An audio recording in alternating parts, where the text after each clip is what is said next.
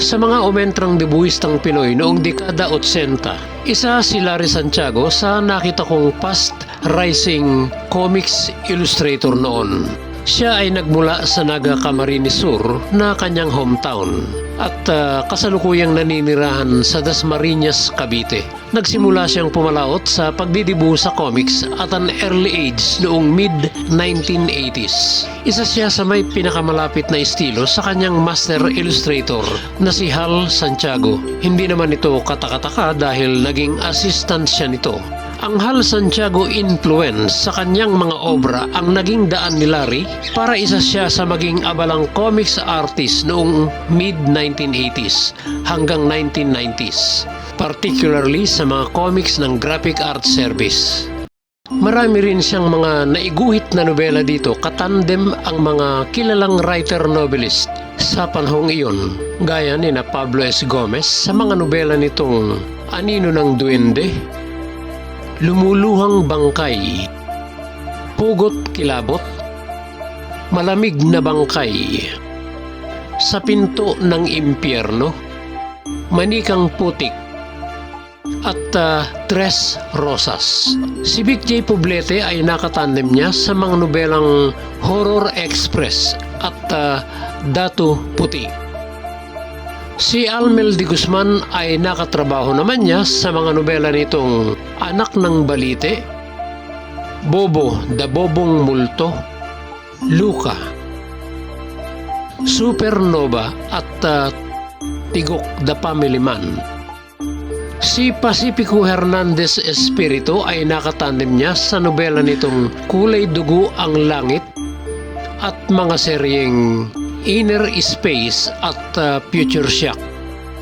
Ang editor-in-chief na si Oli Roble Samaniego ay nakatandem niya sa nobela nitong Voodoo Impacto at sa serye nitong Oli Roble Samaniego Present featuring Palimos, Palimos po, Pikon si Kamatayan, Raptors at marami pang iba.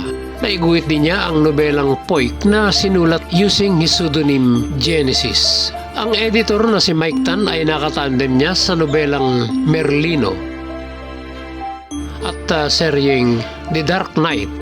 Ang iba pang nakatandem niya ay sina Greg Igna de Dios sa nobelang Santa Impacta. Si June De Leon ay nakatandem niya sa nobelang Gabok. Si Jess Gravelo ay sa nobelang Iboria Ebonia. Si May Liachon ay sa nobela nitong Kyong, The Negrong Dwarf. Si Danny Ocampo ay nakatandem niya sa Clink Clank Toink. Si Ron Mendoza ay sa nobelang The Healer. Ang editor na si Alexander Gatpandan using his pseudonym Primus Inter Pares ay sa nobelang Tombong. Si Jeffrey Marcelino Ong ay sa serye nitong Lastic Dog. Si Primo Yalong ay nakatrabaho niya sa serye nitong The Original Kadiri to Death Holiday Shaker. Maging ang kapwa niya debuhistang si Carl Comendador ay nakatandem niya sa nobela nitong Lamang Loob at marami pang iba. Nakatandem ko rin si Larry Santiago sa Halloween special story kong Ang Mayaman, Ang Masama at Ang Halimaw na nalathala sa Space Horror Comics. And speaking of this comics title, naging regular cover artist si Larry Santiago dito and more than hundreds of cover illustration ang naiguhit niya dito, ganoon din sa Fantasia Comics. Aside from Gasi, gumawa rin si Larry Santiago sa mga comics ng Affiliated at Sonic Triangle Publication.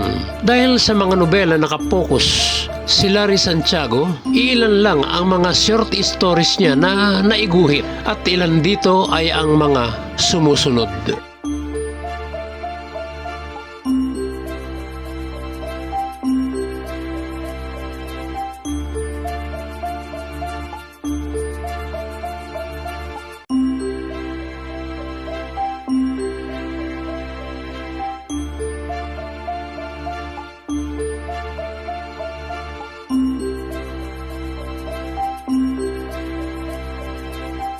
Matagal ko ring hindi nakita si Larry Santiago mula nang magsara ang malalaking Giant Comics publication at maglaho ang mga comics title sa circulation.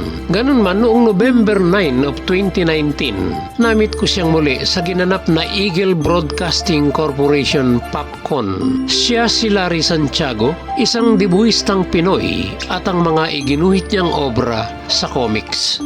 Sa mga interesado sa content ng mga info video na ibinabahagi ko dito tungkol sa comics at saka sa mga personalidad na naging bahagi ng comics noon, huwag lamang po sana ninyong kalilimutang i-click na rin ang subscribe at bell button na nasa ibaba upang sa ganoon lagi kayong mauna sa mga update na ginagawa ko sa aming Comics Page TV.